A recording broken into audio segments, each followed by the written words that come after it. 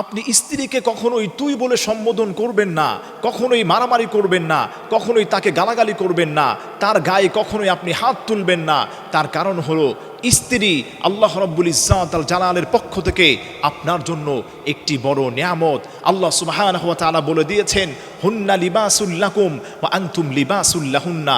তোমাদের স্ত্রীরা হচ্ছে তোমাদের জন্য পোশাক স্বরূপ। স্বামী এবং স্ত্রী একটা পোশাকের ন্যায়, একটা দেহের ন্যায়। ওয়া আশিরুহুন্না বিল মারুফ, স্ত্রীদের সঙ্গে সুন্দর আচরণ করো, কোমল আচরণ করো। তার কারণ হলো আপনি স্ত্রীকে গালাগালি করে তার গায়ে হাত দিয়ে যতটুকু আদায় করতে না পারবেন, এর চাইতে তার সঙ্গে আপনি যত বেশি কোমল আচরণ করবেন, হৃদ্রতা করবেন, ভালো ভালো কথা বলবেন, ভালো আচরণ করবেন, ওই রাগারাগি করার কারণে যতটুকু আপনি আদায় করতে পেরেছেন তার থেকেও বেশি এই কোমল আচরণ করার কারণে স্ত্রী থেকে আপনি আদায় করতে পারবেন। এজন্য খবরদার, স্ত্রীকে তুই তুকারি বলে সম্বোধন করবেন না, তার গায়ে হাত তুলবেন না, তাকে কখনো গালাগালি করবেন না।